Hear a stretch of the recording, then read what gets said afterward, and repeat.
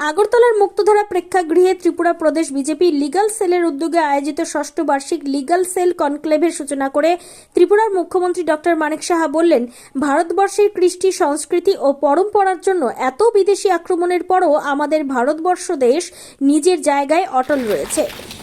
আগে ভারতবর্ষের নাম উজ্জ্বল করে গিয়েছেন স্বামী বিবেকানন্দ, আর এখন ভারতকে সামনের দিকে এগিয়ে নিয়ে চলেছেন প্রধানমন্ত্রী নরেন্দ্র মোদী। অভিজ্ঞ আইনজীবী হিসেবে রাজনীতির সঙ্গে সম্পৃক্ত ছিলেন লালা লাজপত রায়, বাল গঙ্গাধর তিলক, মদন মোহন মালব্য, রাম জেঠমালানি সহ আরও অনেকে। ভারতীয় রাজনীতিতে আইনজ্ঞদের একটা উল্লেখযোগ্য ভূমিকা রয়েছে। কালো কোট বা গাউন আইনজীবীদের একটা অলংকার। এটা সকল আইনজীবীদের জন্য একটা গর্বের বিষয়। বিকশিত ভারত ও বিকশিত ত্রিপুরা গঠনে সামনের সারিতে এগিয়ে আসতে হবে আইনজীবীদের। লিগ্যাল প্রফেশন শুধু একটা প্রফেশন নয়, এটা একটা মিশনও। এই বিষয়টা নিয়ে অবশ্যই আইনজীবীদের বোধগম্য হওয়া প্রয়োজন। মুখ্যমন্ত্রী ডক্টর মানিক সাহা আরও বলেন, ত্রিপুরায় ন্যায় বিচার নিশ্চিত করতে সব জায়গায় আদালত গঠন করেছে ত্রিপুরা সরকার। মহকুমা পর্যন্ত মানুষের জন্য আদালত গড়ে তোলা হয়েছে। আগে আগরতলা কিংবা জেলা সদরে বিচারের জন্য যেতে হতো মানুষকে, সেই জায়গায় এখন মহকুমা পর্যন্ত সেই সুযোগ সম্প্রসারণ করা হয়েছে। এতে কর্মসংস্থানের সুযোগও তৈরি হচ্ছে। ত্রিপুরা থেকে বিক্রম কর্মকারের report, crime press, Bengal news. বাড়িতে তাদের অনেক সময় গেছিলেন, মশার কামড়ও খেতে হয়েছে মানে বহুবার। আমি কিন্তু প্রচুর কেস করেছি, সুবলও জানে, আমার বন্ধুবর ডক্টর অশোক সিনহাও জানে। এবং একাও একটা সময় ছিল যে সবাইকে নিয়ে একটা যে এই ধরনের যে অরাজকতা তার বিরুদ্ধে সাপ্রেশনের যে বিষয় ছিল তার বিরুদ্ধে প্রতিরোধ করা। দেখা গেল এমনই একটা অবস্থা থাকে যে দেখা গেল একাই থাকা, পরে সব কিন্তু চলে যায়। ইভেন যদি কথা বলে আমার সাথে কেউ, তার চাকরি চলে যাবে, এমন একটা অবস্থা। কিন্তু আমি কিন্তু একা ফাইট করে গেছি। বিভিন্ন আপনাদের যে অ্যাডভোকেটরা আছেন বিভিন্ন জায়গায়, এখানে একটা সমস্যা, আর এই মুখের কাছে গেছো এর থেকে তো ভালো, তো কনফিউজ কিন্তু ক্রিয়েট হয়ে যায়।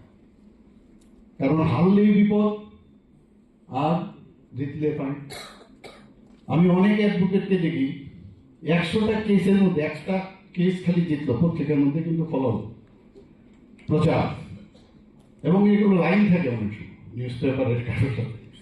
কিন্তু আমি একবার বসে বিশিষ্ট একজন, আমি নাম বলবো না, আমি গিয়ে বললাম, দেখুন আমরা তো ডাক্তারি করি, কিন্তু আমাদের কিন্তু 100টা কেসের মধ্যে যদি একটা খারাপ হয় তাহলে কিন্তু এই ডাক্তার খারাপ।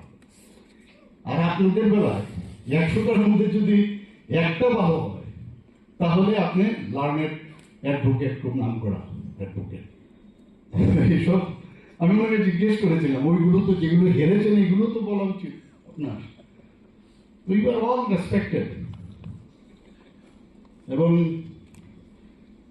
কিছু কিছু জিনিস আমি এখানে লিখে নিয়ে এসেছি।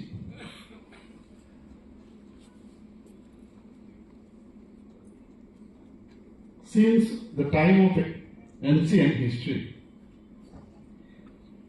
many legal professionals have influenced the field of Indian politics. এটা কিন্তু বলার অপেক্ষা রাখেন।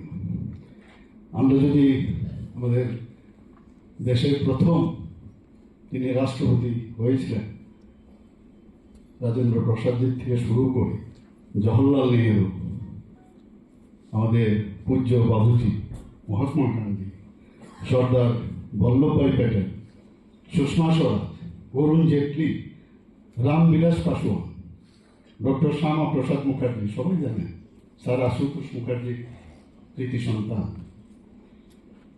দেশবন্ধু চিত্তরঞ্জন দাস, আমরা তো ছোটবেলার থেকেই পড়তাম, ডক্টর বি.আর. আম্বেদকর, যিনি এই ল বুকটা বানিয়েছেন, এটা এপিক্স আমাদের জন্য।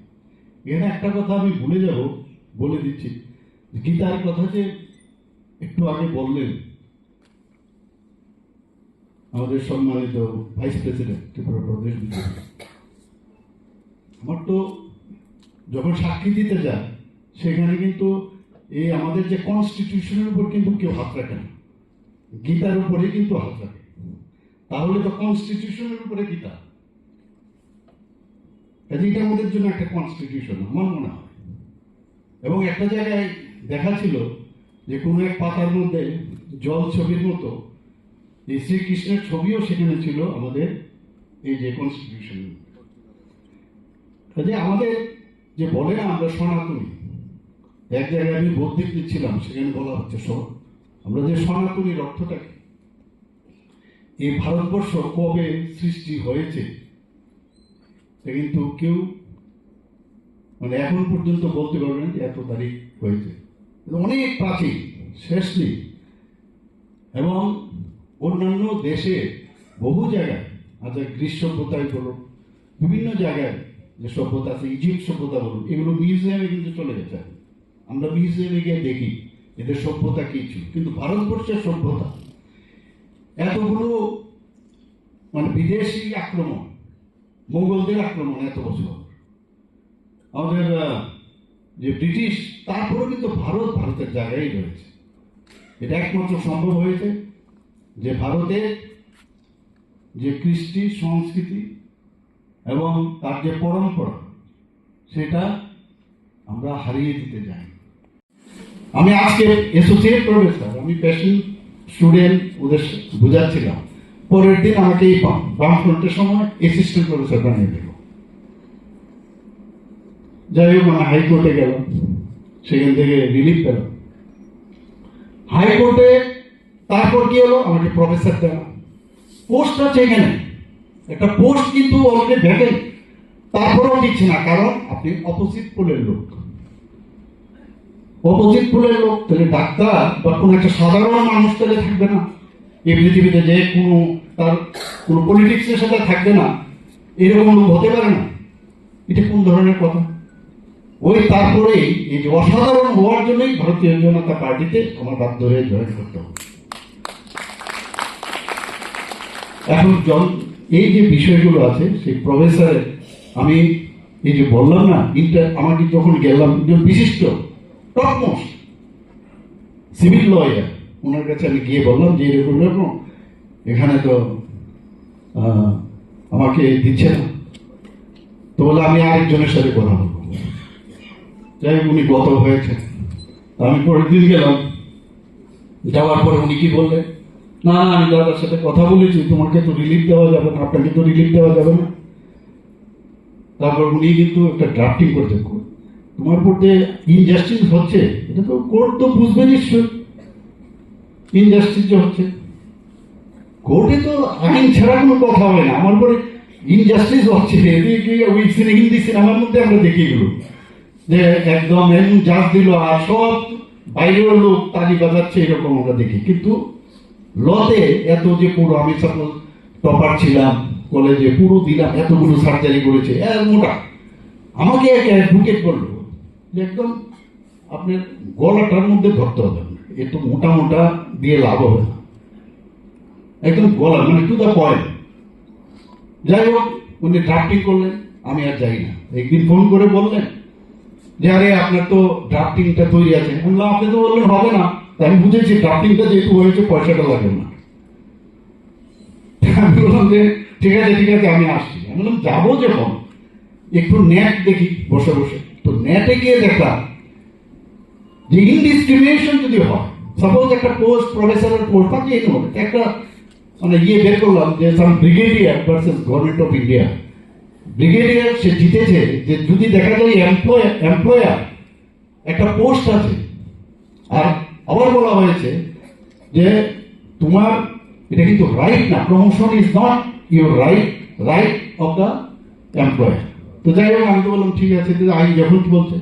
তো এটা বসে বসে যখন দেখলাম ওই রিপোর্টটা, আর আমাদের পক্ষে অসুবিধা এই রিপোর্টটা বের করা, কারণ অ্যাডভোকেটের সাথে এটা বোধ হয় একটা মানে ওরাই একমাত্র এটা বের করতে পারে। তো আমি এক জায়গায় একজনকে ধরে আমি এটা বের করি, সেটার মধ্যে এটার মধ্যে কি লেখা আছে, যদি কোনো জায়গায় প্রমোশন দিতে হয় আর যদি সিট খালি থাকে, ল্যাটারাল এন্ট্রি কিছু আছে কিনা, যদি ল্যাটারাল এমনিতে খালি রাখতে পারে, কিন্তু ল্যাটারাল এন্ট্রি যদি হয় একজন যোগ্য সম্পন্ন থাকা সত্ত্বেও, তাহলে ওই সেটা ব্রিগেডিয়ার পেয়েছিল। আমি এই কাগজটা নিয়ে যখন ওনার কাছে গেলাম, বলো আরে আপনি এটা কোথায় পেলেন? বিশ্বাস করুন, এই ইনডিসক্রিমিনেশন যে বিষয়, এবং আমি দেখালাম 2-3 জনকে এর মধ্যে এনেছে, আমার তো একটু প্রোঅ্যাক্টিভ আছে, 2-3 জন যাতে না থাকতে পারে তার ব্যবস্থা আমি করেছি। তো চলে গেছে, এখানে না, বাইরে চলে গেছে, এটা আমি করে নিয়েছি, কিন্তু কাগজগুলো আমি দেখেছি। দেখার পরে আমি যখন বললাম এই দেখুন, সেটার উপর ভিত্তি করে আমার শেষ পর্যন্ত প্রফেসর আমার প্রমোশনটা নিতে হবে। এই যে ভিতরে যে যত আঘাত, ট্রান্সফারের সময় বহুত জানে কত, আমার যখন ট্রান্সফারের সময় কোথা থেকে কোথায় চাকরিতে জয়েন করতে চাইছিলাম, প্রায় 9 বছর প্রাইভেট করেছি। ডক্টর অশোক সেন একদিকে প্রাইভেট করছে, আমি আরেকদিকে প্রাইভেট করি, মাঝে মাঝে ও আসে আমার এখানে। হঠাৎ করে জবরদস্তি চাকরিতে আমার ঢুকালো, এই শুরু হল। ভালো মানুষ কিন্তু বলে কি বলতেন যে ডাক্তার, ইঞ্জিনিয়ার, উকিল বলে হবে না, তাহলে ভালো মানুষও তো হবে। এবং ওই সরকারের যিনি প্রধান উনি বলছেন, আমি একজন, আমার ডাক্তার বন্ধু ছিল 7 জন, বলে ভালো মানুষের সংজ্ঞাটা কি? বলে তুমি বুঝলে না, ভালো মানুষের অর্থাৎ সিপিএম করো, সিপিএম করলেই ভালো মানুষ হতে হবে। মানে এই যে একটা অরাজকতা অবস্থা, খিচুড়ি কমিটিরও যদি কেউ হয় সেগুলো ওদের লোক থাকতে হবে, ক্লাবের মধ্যেও তাদের লোক থাকতে হবে। Congress have missed the train, তারা কিন্তু হারিয়ে ফেলেছে, আর ওই স্টেশনই আছে। আর ভারতীয় জনতা পার্টির নেতৃত্বাধীন সরকার এত স্পিডে যাচ্ছে, ডাবল ইঞ্জিনের সরকার, ধরতেও পারবে না কোনোদিন। ওই মাঝে মাঝে ফোনে কথা বলবে, কেমন আছো, ভালো আছো কিনা, দেখলাম যেমন এরকম আজকে উল্টা পাল্টা আসছে, এরকম মানে ফোনের পলিটিক্স এখন দেখছেন। তো এইভাবে তো চলবে না। আমরা তো ডেলি ডেভেলপমেন্টের বিষয়ে অলরেডি কথা বলেছে, কতগুলো ডেভেলপমেন্ট আমরা করেছি ত্রিপুরাতে, এই বিষয়ে আমি নাই গেলাম। এই ত্রিপুরা রাজ্য যেভাবে ডেভেলপ করছে, আপনি কতকালও দেখেছেন মাননীয় প্রধানমন্ত্রীজি ওনার ভাষণে ওয়েস্ট বেঙ্গলে जाइए आप लोग त्रिपुरा में जाके देखिए डेवलपमेंट किसको कहते हैं। আমাদের জন্য এটা গর্বের বিষয় না?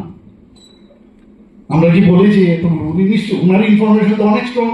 আজকে জিএসটিপির কথা বলুন, নর্থ ইস্টার্ন জোনের মধ্যে আমরা সেকেন্ড হাইস্ট, পার ক্যাপিটা ইনকামে যদি দেখুন আমরা সেকেন্ড হাইস্ট। আমাদের নীতি আয়োগ আমাদের বলছে এখন ফ্রন্ট রানার স্টেট, এটা এমনিতে হয় না। প্রতি আমরা পঞ্চায়েতে যদি দেখি 7-7টা আমরা পঞ্চায়েতে সর্বভারতীয় স্তরে একটা ছোট্ট রাজ্য, থার্ড স্মলেস্ট স্টেট সেখানে, এবং এত ডেভেলপ রাস্তাঘাট। আমি জানি আগরতলা সবার একটু প্রবলেম হচ্ছে, কিন্তু যখন হয়ে যাবে দেখবেন কত ভালো লাগবে আপনাদের। কষ্ট হয় প্রথম কথা, আমি বললাম আপনারা ওখানে লাগান এবং সাংবাদিক সম্মেলন করে বলুন। এবং এখানে এটাই হচ্ছে সিজন। আমি বলছি না 100%, যেটা সুবর্ণবাবু বলেছেন যে আমরা যেভাবে মাননীয় প্রধানমন্ত্রীজিকে আমরা দেখে কিছু শেখার চেষ্টা করি, যেভাবে আমরা কাজ করছি, এবং যেহেতু আপনারা এখানে কিন্তু অ্যাডভোকেট হিসাবে এসছেন, কিন্তু এই পার্টিকে কিভাবে স্ট্রেংথেনিং করা যায় এটা হাটে, সেটা ঘাটে, আপনার কোর্ট চত্বরে যেখানেই যাবেন সেইগুলো আপনাদের বলা উচিত আমার মনে হয়। এবং এখানে একটা মানে স্বামী বিবেকানন্দের যে একটা কথা বলে, আমি এখন যে নতুন যে আইন হয়েছে সে বিষয়ে আমি নাই গেলাম প্রচুর, কারণ অনেক সময় আমি এমনিতেই কথা বলে ফেললাম যে এটাকে সনাতনী ভারত। আমরা সনাতন ধর্মে বিশ্বাস করি, অন্য ধর্মকেও বিশ্বাস করি। সনাতনীর অর্থ হিন্দু ধর্ম। আমাদের বিবেকানন্দজি যখন চিকাগোতে গেলেন, এবং আমরা সবাই জানি যে যখন উনি কিন্তু একটু মানে অস্থির থাকেন, হি ওয়াজ ইন ফিক্স, এটা মনে হতো ভগবান আছে ভগবান আছে, এদিক সেদিক আমরা সবাই জানি ইতিহাস। এক ইংরেজ সাহেব ওনাকে স্কটিশ চার্চ কলেজে খুব সম্ভব ওনাকে বললেন, আরে ওনাকে জিজ্ঞেস করলেন sir whether there is existence of God or not. তো বলে আমি তো বলতে পারবো না, তবে একজন ব্যক্তি আছে, আপনারা যদি যান, তুমি যদি যাও তাহলে খুব ভালো। ওই রামকৃষ্ণ পরমহংস দেবের নাম শুনেছি, যাও। তো গেল সেখানে, কিন্তু first impression is the last impression. এই পাগলা কিসিমের একটা লোককে দেখে হি ওয়াজ নট হ্যাপি, তো চলে আসলো। যখনই উনি গেলেন তো বললেন, নরেন তুই এতদিন ধরে কোথায় ছিলি রে, তোর জন্য তো আমি অপেক্ষা করছিলাম। তারপর আবার চলে আসলো, কিন্তু একটা সবসময় একটা আমাদের যে এই ভারতবর্ষতে একটা স্পিরিচুয়াল বিষয়, আমরা কিন্তু সেটা ভুলে যাই। আমরা এখনো সার্জারি যখন করি, আমি জানি না আপনারাও কোর্টে যাওয়ার আগে হয়তো নিশ্চয়ই আপনারা একবার ভগবানের স্মরণ করে, আপনারা খুব কমপ্লিকেটেড যদি হয় নিশ্চয়ই আপনারা যান। তো সেই জায়গায় দাঁড়িয়ে সে যখন আবার গিয়ে জিজ্ঞেস করলো যে ভগবান, না উনি যাওয়ার পরেই ওনাকে জিজ্ঞেস করলেন যে বুঝেছি ভগবান নেই, এই তো ভগবান কোথায়, এর জন্য এসছিস তো তুই? বলে হ্যাঁ। ওর বুকের মধ্যে খালি হাতটা রেখেছে, পুরো ব্রহ্মাণ্ড পুরো দেখিয়ে দিল। ব্রহ্মাণ্ড ওর হাত, অনেকে বলছে পা দিয়েছে বুকের মধ্যে, অনেকে বলছে হাত দিয়েছে, কিন্তু পুরো ব্রহ্মাণ্ড যখন দেখলো সে বুঝলো যে এই ভারতবর্ষটা কোন জায়গায়। যে কারণে চিকাগোতে গিয়ে এই রামকৃষ্ণ পরমহংসদেবের আশীর্বাদ নিয়ে যখন আমেরিকাতে গিয়ে বললেন brother and sisters of America, আমরা সবাই জানি ভারতবর্ষের যে তার যে এসেন্স অফ লাইফ, সেটা যখন সমস্ত ধর্মের প্রতি তার ভারতবর্ষ যে তার যে অনার আছে সেটার উপর ভিত্তি করে যখন বললেন, আজকে এই ধর্মসভার মধ্যে ভারতকে সারা পৃথিবীতে জানিয়েছেন। তো সেই জায়গায় আজকে আমাদের এই যে ভারতবর্ষ, যখন বর্তমান মাননীয় প্রধানমন্ত্রী নরেন্দ্র মোদী যে আরেক নরেন্দ্র, সেইভাবেই কিন্তু প্রতিষ্ঠিত করার চেষ্টা করছেন। অনেক সময় দেখবেন আপনারা ইলেকশনের আগে উনি কোথায় চলে যাচ্ছেন, গিয়ে ধ্যান করছেন। এর একটা আলাদা শক্তি, কিন্তু এরকম না দেখানোর জন্য। আমরা এখনো যদি মন্দিরে যাই, আমাদের যদি ত্রিপুরা সুন্দরী মন্দিরে যাই বা যে কোনো মন্দিরে, সেখানে গিয়ে এক এক সময় আমি দেখবেন আপনারা সবাই, সেটা মন্দিরই হোক, মসজিদে হোক, বা আপনার মানে সেই যীশু খ্রিস্টের দর্শন করতে যান চার্চে, এটা কিন্তু গম্বুজ আকৃতির ভাষা। অর্থাৎ সেখানে আপনি যখন যাবেন, সাইন্টিফিক রিজন, আমরা কেউ মা বলি বা গড বলি, আল্লাহ বলে না, তো এই ইকোসিস্টেম উপর থেকে একটা রিসাউন্ড হয়, কিন্তু রিসাউন্ডে কানের ভিতর দিয়ে তখন তার কনসেন্ট্রেশন কিন্তু স্ট্রং হয়। অর্থাৎ ওই যে কনসেন্ট্রেশনে যার কাছে আপনি এসছেন তার সাথে একটা কানেকশন হয়।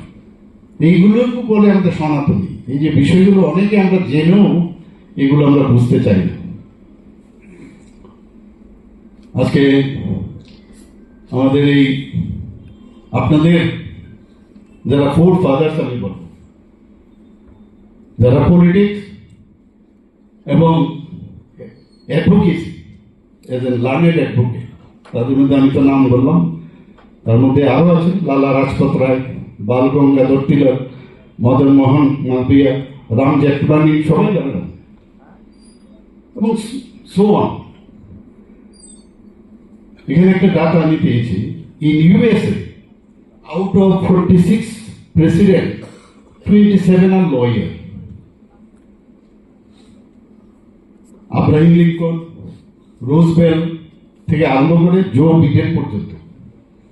আপনাদের কিন্তু একটা বিশেষ রোল আছে।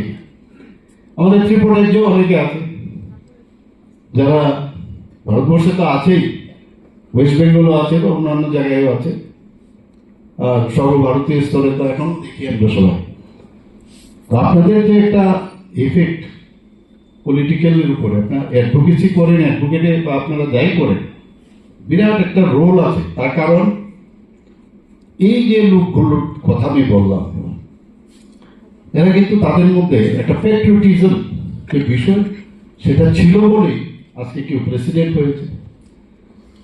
এবং আপনাদের মানে আমি বলবো, they are all in category of your phylum, phylum same caste এবং কমিটমেন্ট টু দ্য সোসাইটি। আমার মনে হয় it is inherent in your DNA. যখন ভগবান আপনাকে এই কালো কোটটা দিয়েছে না, ডাক্তারদের সাদা কোট দেয়। কালকে আমি যারা পুলিশিং সিস্টেমে যারা আছে, আমি ওসি সারা ত্রিপুরার 90টা হচ্ছে আপনার থানা, আর 9টা হচ্ছে পুলিশ থানা, সব মিলে 99 পুলিশ স্টেশন। আমি ওদেরকেই উদ্দেশ্য করে আমি বলেছিলাম ডিজি সাহেবকে যে আপনি অ্যারেঞ্জ করুন, আমার কিছু কথাবার্তা আছে ওনাদের সাথে, এবং যারা ওখানকার অন্যান্য যারা অফিসাররা আছেন তাদেরকে নিয়ে আমি বসেছিলাম। ওনাদেরকে আমি এটাই বলেছি, এটা কিন্তু আপনাদের জন্য প্রযোজ্য। এখানে আপনার যখন এই কালো কুটটা পরেছেন বা আপনারা যখন গাউন পরেন এবং সেগুলো যখন খুলে আপনি বাড়িতে যান, তখন ইউ আর নর্মাল। খুলে যখন দেন আপনার, তখন কিন্তু you are as normal as we. একবার ওই ড্রেসটার দিকে একবার তাকাবেন, এটা আপনাকে you are blessed with this dress. এবং স্মরণ করতে হবে যে আপনার এটা কিন্তু সবাই লার্নের কথা বা ডক্টর সবার জন্য কিন্তু লাগানো হয় না। লার্নের অ্যাডভোকেট এই যে বিষয়, এটার গুরুত্ব আপনার বুঝতে হবে। এটা আপনার জন্য একটা বিরাট অলংকার, আপনার ডিগনিটি। এবং এইগুলো দেখুন স্পিরিচুয়াল টক, এই যদি আমরা না করি না তাহলে মনে হবে যে ঠিক আছে খালি ল বুক পড়লাম, আইন জেনে আমরা কোর্টে গেলাম, আমার দায়িত্ব শেষ করলাম।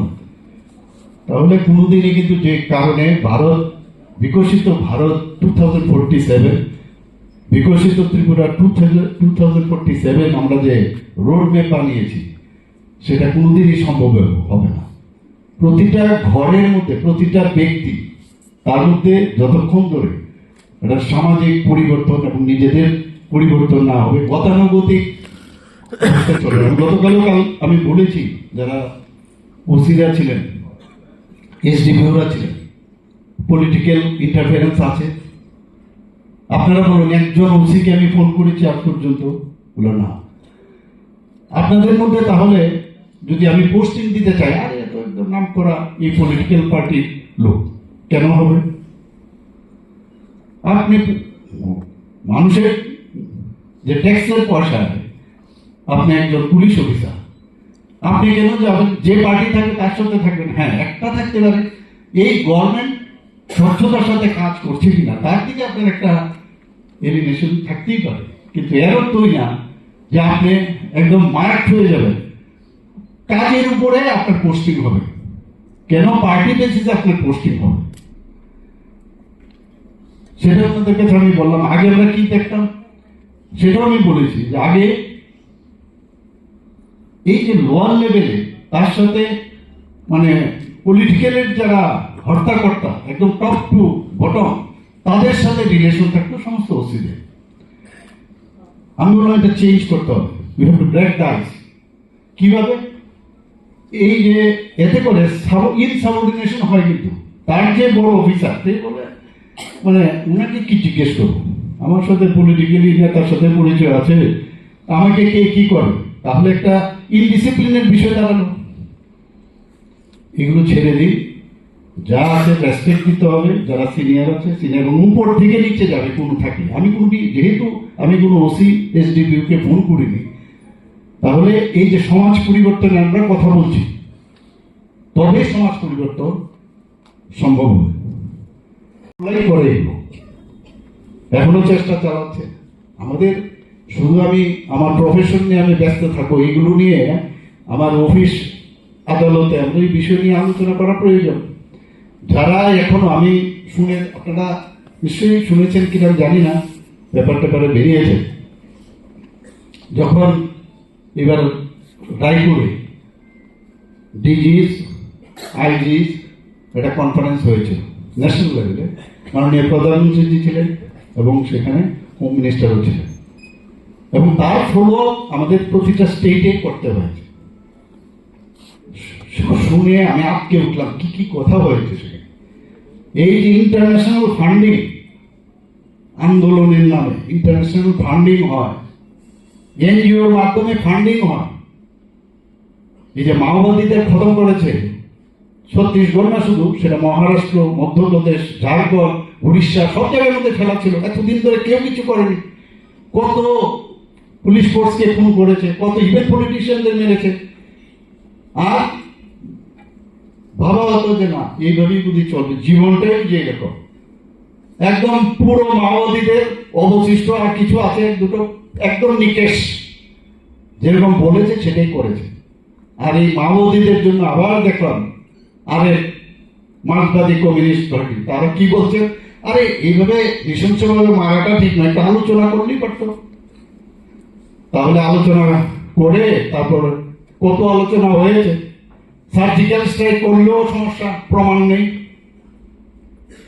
এয়ার স্ট্রাইক করলেও কোনো প্রমাণ নেই। তো ওনাদের যে বর্তমানে যিনি আমাদের এলওপি আছেন গান্ধীজি, উনি কি বলছেন, যখন এই কথাগুলো বলছেন তখন একজন বলছিল যে এখন থেকে যখনই এই ধরনের সার্জিক্যাল স্ট্রাইক হবে বা এয়ার স্ট্রাইক হবে, ওনাকে নিয়ে যাবেন সবাই, যে প্রমাণ লাগবে ওনাকে নিয়ে ওখানে রেখে আসবে, আপনি গুনুন কথা কি হয়েছে। অদ্ভুত অদ্ভুত কথা, মানে ভোট চোর, যেটা একটু আগে বললো ভোট চোর। আরে তোমরাই তো সারা জীবন ভোট চোর। ইন্দিরা গান্ধী হাইকোর্টে ডিসিশন হলো যে তোমার অনৈতিকভাবে তোমার ভোট হয়েছে, তুমি গভর্নমেন্ট যে তার মেশিনারি তাকে ইউজ করেছো, সেই জায়গায় দাঁড়িয়ে শেষ পর্যন্ত ইমার্জেন্সি সিদ্ধার্থ শঙ্কর রায় আরেকজন বড় অ্যাডভোকেট মুখ্যমন্ত্রী ছিলেন, ওনাকে ডেকে পাঠালেন। এবং বেচারা কি করবেটা কি। আর উনি তো ভাবছেন যদি আমি, আরে যতই ইন্টেলেকচুয়াল হোক অনেক সময় দেখা যায় নৈতিকতার থেকে কিন্তু বেরিয়ে যায়। আর যারা অনৈতিক পার্সন, জীবনও নৈতিকতার পাঠে ওরা আসবে না। আর নৈতিকতার পাঠে যারা বিশ্বাসী, কোনোদিন অনৈতিককে যাবে না কোনোদিন। এটাই হচ্ছে হিউম্যান বিং এর ক্যারেক্টার। আর একবার বলা হয়, আমি দেখি সোশ্যাল মিডিয়াতে মাঝে মাঝে ভালো ভালো সুন্দর জিনিস, একবার অবিশ্বাস যদি কেউ হয় তাকে বিশ্বাস একটু সাবধানে করা উচিত। কারণ বা তার সাথে ব্যবহার সবসময় ভালো। কারণ তুমি অধম হইলে আমি উত্তম হইব না কেন। আমরা আমাদের যে কালচার, আমাদের যেভাবে ব্রিং আপ করা হয়েছে, সেই কথায় আমরা সবার সাথে ভালো ব্যবহার করব। কিন্তু এটা কিন্তু বারবার করতে পারে এই লোকটা, এই লোকগুলো যতক্ষণ ধরে নিজেকেও রিমডেলিং না করবে ততক্ষণ ধরে একদম ম্যাচিওর যে একটা হিউম্যান বিং হওয়া সেটা অসম্ভব, এটা আমার মনে হয়। এবং law is an essential tool for any government. Law is nothing but common sense. আমি তো প্রায় বিভিন্ন সময় যখন আমি শুনি আমি একটু বিরক্ত হয়ে যাই, কিন্তু আমি তো আনকোর। কিন্তু মনে হলো যখন ডাকি আপনাদেরই যারা আমাদের সাথে যুক্ত আছেন ওদিকে ডাকি, কিন্তু দেখা যায় যে এই যে কমন সেন্সের উপরে এই যুক্তিটা কিন্তু দেখা গেল উনি বলছেন হ্যাঁ এটাও একটা পথ, এটাও একটা পথ। তাতে কি হয়, অনেক জিনিস আমাদের তার রেজাল্ট আমরা দেখতে পাই। আরেকটা বিষয় যেটা খুব, এটা আমাদের জন্য খুব চিন্তার বিষয়, যে প্রসিকিউশন এবং পুলিশিং সিস্টেমে একটা বিরাট তুতু মেমে বলছে আরে কেসটা হারলাম, তো পুলিশ অফিসার কিছু প্রপারলি চার্জশিটই দেয়। আর ওদেরকে যদি বলি তো বলে ও কোনো প্রপারলি সেখানে গিয়ে বলেই যে এটা জামিন অযোগ্য, কথাই বলেনি, চুপচাপ দাঁড়িয়ে আছে। এখন এই যে ইনফ্লুয়েন্স কোথা থেকে আসে, এটা পুলিশের মধ্যে ইনফ্লুয়েন্স আছে কোন জায়গা থেকে, আবার অ্যাডভোকেটদের উপরে কিন্তু একটা ইনফ্লুয়েন্স। আর একটা গ্রুপ কিন্তু এটা আমাকে অনেকে বলে আপনি কি আপনি গ্রুপ করেন গ্রুপ না হলে হয়। আমি বললাম আমি তো গ্রুপ করবো না, আমার গ্রুপ আছে, আমার ফ্যামিলি একটা আছে, তার নাম ভারতীয় জনতা পার্টি। যে কাজ করবে সেই আমার গ্রুপের লোক, আমার গ্রুপের একদম কাজের উপর ভিত্তি করে আমার মনের মানুষ। এই গ্রুপ করে নিজেদের ক্যান্সারের মতো নিজের যে স্ট্রাকচার সে যে জায়গায় থাকুক সেটা কিন্তু নষ্ট করে। আমার মনে হয় এগুলো নিয়ে আপনারা একটু চিন্তা ভাবনা করবেন। এবং এই যে আপডেটের বিষয়, যে ডেইলি আমার আপডেট করতে হবে। আমি গেলাম কোর্ট থেকে বেরিয়ে গেলাম, গিয়ে যদি এখন খালি বাড়ি ঘরের কথা চিন্তা করি শুধু, আর কিছুটা অন্তত সময় দিয়ে, ঠিক আছে মক্কেল অনেকের বেশি আসে, অনেকের খুব কম আসে, কিন্তু তারপরও একটু অন্ততকে এখন যেহেতু আপনার সোশ্যাল মিডিয়ার যুগ, নেটের যুগ, আপনাদেরই লাইনে যখন বসবেন তখন আপনি লেটেস্ট যে ডেভেলপমেন্ট এবং তার ট্রেন্ডটা কি এবং তার টেকনোলজি সেইগুলো কিন্তু অনেকটা বেশি আপনার করা রাখতে হবে। আর জ্ঞানের উপরে আর কিচ্ছু হতে পারে না। যত বেশি আপনি জানবেন, অজ্ঞানতা থেকে জ্ঞান বৃদ্ধি হবে, তত বেশি কিন্তু আপনার কনফিডেন্স লেভেল বাড়বে।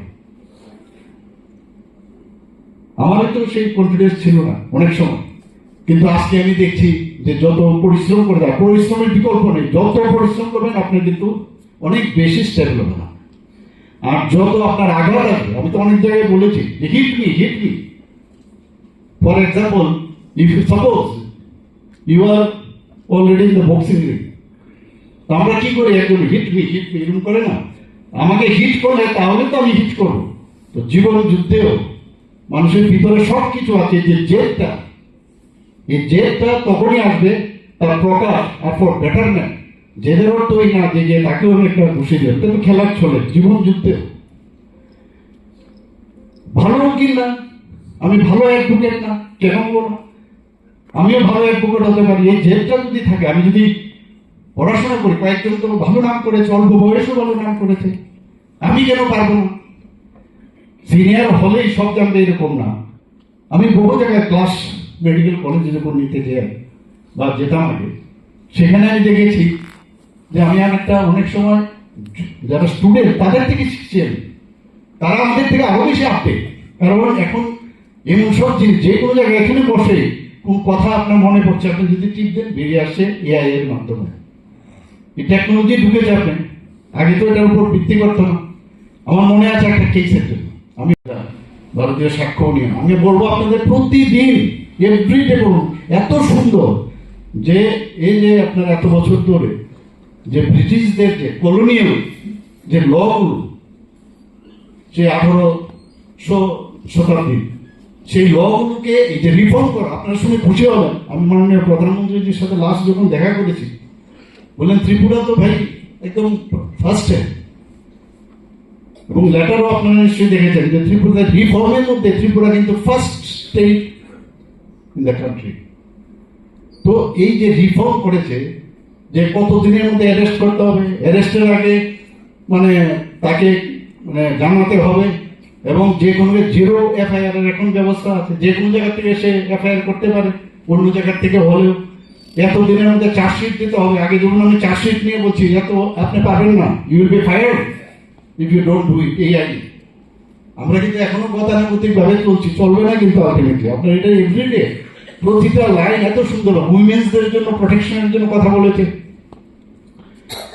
কোন র্যাপ কেস হয়েছে সেখানে মহিলা অফিসার থাকতে হবে। মহিলা অফিসার যদি না থাকে, তাহলে একজন পুরুষ মানুষ সেখানে তার সাক্ষ্য গ্রহণ করবে, সাথে একজন মহিলা প্রেজেন্স থাকতে হবে। এবং সমস্ত চার্জশিট থেকে আরম্ভ করে তার সমস্ত রিপোর্ট, যিনি মানে অলরেডি মানে ভিকটিম, তাকেও দিতে হবে, এবং যাকে অ্যারেস্ট করা হলো তাকে দিতে হবে। এবং একদম নির্দিষ্ট টাইম লাইন দিয়ে দিয়েছে, যে টাইম লাইনের মধ্যে এই কাজগুলো করতে হবে। খুব সুন্দর, মানে ভাবা যায় না কত সুচিন্তিত চিন্তা ভাবনা পড়ে মাননীয় প্রধানমন্ত্রীর নেতৃত্বে এগুলো করেছে। সত্যি এক সময় খুশি হয়। আপনারা আমার থেকে নিশ্চয়ই আমাদের ট্রেনিং অনেকে পেয়েছেন, ট্রেনিং দেওয়া হয়েছে, পুলিশদেরও ট্রেনিং দেওয়া হয়েছে, আপনারা আরো বেশি। আর এখন তো ট্রেনিং না দিলেও আপনারা নিজেরাও যদি চেষ্টা করেন অনেক কিছু জানবেন। আমি একটা উদাহরণ আপনাকে দিচ্ছি, ট্রেনিং ছাড়া নিজে সেলফ মেড পার্সন করে না, সেলফ ম্যান নিজেও করা যায়। I was an athlete, 1500 metre, 800 metre, 5000 metre, 10,000 metre আমি দৌড়াতাম, ন্যাশনাল মিটও করেছি। একদিন গেলাম ব্যাডমিন্টন খেলতে, তা আমি তো স্পোর্টসম্যান, আমার সাথে কেউ খেলে না। কেন? আমরা এনএস কোচ ব্যাডমিন্টন মণিপুর থেকে এসছে, ওনার আন্ডারে আমরা প্র্যাকটিস করি, এর তো কি খেলবে? থাকে না যে ভালো প্লেয়ার, যে ট্রেনিং, তার সাথে অর্ডিনারি প্লেয়ারের সাথে কি হবে? তো শেষ পর্যন্ত আমার কিন্তু ওই যে হিট করলো, কিন্তু আমাকে হিট করার পরে আমি ওই বীরচন্দ্র লাইব্রেরিতে গিয়ে দেখলাম হঠাৎ করে ব্যাডমিন্টন মামাবাবুর ব্যাডমিন্টন খেলা। আমি নিয়ে আসলাম, এটা ল্যান্ড করে পড়লাম। পরে আমি ইভেন যেখানে লন টেনিস ইউজ করলাম instead of normal racket, badminton racket. কারণ আমি ভাবলাম যে এটা দিয়ে যদি আমি খেলতে পারি, আমার মধ্যে আরো স্ট্রেংথ অনেক বেশি স্ট্রং। ব্যাক হ্যান্ড আমি এটা দিয়ে যখন আমি প্র্যাকটিস করলাম ওয়ালের মধ্যে বসে এবং স্প্রিন্টার হিসেবে আমি কাজ করলাম। ফুট ওয়ার্ক কিভাবে করতে হবে, সেন্টার অফ পজিশন কি হতে হবে, এগুলো সব যখন আমি জানলাম, ওই থেকে পরে পরে আমি প্র্যাকটিস করলাম। বিশ্বাস করুন, আমি যখন আমার বড় ভাই, সে আগে অনেক বছর ধরে সে কিন্তু ওয়াইএমসিতে খেলে, সে এসছে ওই, যেহেতু সে চ্যাম্পিয়ন, তো সেমিফাইনালে আসে। আসার পরে যখন খেলা শুরু হলো, যারা আমাকে এটা বলেছে, মানে আমার উপর ডিপেন্ড করছে ওকে কি শূন্যতে হারাবো না একে হারাবো, এরকম একটা অবস্থা, ওই যে জেদ ভিতরে। এবং সেই বছর আমি যখন ফার্স্ট সিঙ্গেল গেম হয় আমার ভাইয়ের সাথে, আমি ফার্স্ট গেম আমার খুব ফার্স্ট, কিন্তু মানে ফিনিশিং করি খুব স্ট্রংলি, কিন্তু ওর যে টেকনিক, যে ডিফেন্সিভ সিস্টেম, সেটা ওএনসিতে বড় বড় সুব্রত ব্যানার্জি, এইসব কাজল ঘোষ, সাহা, এদের সাথে খেলেছে। আমি ফার্স্ট গেম জিতেছি এবং প্রকাশ পার্বণের সাথেও খেলেছে। এবং এই জায়গার মধ্যে আমি যখন ওর সাথে খেলা, ফার্স্ট গেম আমি কিন্তু ওকে আমরা ফাইনাল নিয়ে হারিয়ে দিলাম, কিন্তু এই যে ডিফেন্স সিস্টেমে সে কিন্তু আমি সেকেন্ড, অর্থাৎ আমি রানার্সও রয়েছি স্টেট লেভেলও এবং ডিস্ট্রিক্ট লেভেলও। কিন্তু যেখানে আমার সে মানে ডাবলস আমি চ্যাম্পিয়ন, মিক্স ডাবলসে আমি চ্যাম্পিয়ন, এবং যখন আমি পাটনাতে আমি গেলাম আমার নমিনেশন নিয়ে পড়াশোনা করতে, সেখানেও এই ক্যালকাটা ইউনিভার্সিটি থেকে ও ল পড়তো, ক্যালকাটা ইউনিভার্সিটি থেকে সেখানে গেছে, আমাকে খরচ করে গিয়ে দেখে ডাকসুন ব্যাগ নিয়ে আমি ওখানে ঘুরছি, যেখানে খেলা বই পাটনাতেই পড়েছি। আমি বললো তুই কি এখানে কি ঘুরছিস? বলে খেলছি। বলে এখানে পড়তে এসছিস না খেলতে এসছিস? এবং খেলা শুরু হলো। সেই খেলার মধ্যে আমি যেহেতু এখানের এই ব্যাকগ্রাউন্ড, সেখানে আলটিমেটলি আমি চ্যাম্পিয়ন হলাম, সেখানে পুরো ইস্টার্ন ইউনিভার্সিটি ব্যাডমিন্টন চ্যাম্পিয়ন। এবং যখন আমি ইন্টার জোনাল গেলাম, সেখানে রানার্স আপ হয়েছে। মানে আমি উদাহরণটা দেওয়ার অর্থ হচ্ছে যে আপনার ট্রেনিং দিলেই একদম ভালো হবে যে না, আপনার চেষ্টার মাধ্যমেও কিন্তু আমি নিজের মধ্যে এটা আছে বলে আমি আপনাদের বলছি, এটা আমার উদাহরণ আমি দিলাম। Last but not the least, Swami Vivekananda ji কি বলছেন? Talk to yourself once in a day, otherwise you may miss meeting an intelligent persons in the world. প্রতিদিন নিজের সাথে একবার কথা বলা উচিত। আপনার মধ্যে যে ইন্টেলেক্ট আছে, সব কিছু আছে, খালি এটাকে প্রকাশ করো। আমি চাই এই লিগেল সেল, এখানে কিছু আছে, কিছু মানে কিছু পার্টি লিগেল সেলের নেতা, আমরা কেন তাদের দিকে তাকিয়ে থাকবো? ও অনেকদিন ধরে প্র্যাকটিস করছে। আরে আপনার ভিতরে সব আছে, আপনি দেখে দিন না আমাকে। এই যে জেদটা, এত বড় লিজেন্ড ব্যক্তি স্বামীজি কথাটা বলেছেন, অর্থটা কিন্তু মিনিংফুল। আমরা এগুলো পড়ি না, নিজেকে জানি না, গীতা পড়ি না, ওই যে বললেন, এর জন্য আমাদের এই দুর্দশা। আমি বলবো না দুর্দশা, কিন্তু বলবো যে আমরা আরো যে স্পিডে যাওয়া, সেটা যাচ্ছে না। সবাইকে আজকে এখানে উপস্থিত থাকার জন্য হার্দিক অভিনন্দন, শুভেচ্ছা। এবং আমাদের ভারতীয় জনতা পার্টি এই লিগেল সেল আরো তার মানে উত্তর শ্রীবৃদ্ধি করুক। এবং এখানে মঞ্চে যারা আছে, মঞ্চে নিচে যারা আছে, সবাইকে হার্দিক অভিনন্দন, শুভেচ্ছা জানিয়ে আমার কথা বলা শেষ করছি। জয় হিন্দ, ভারত মাতা কি জয়, বন্দে মাতরম।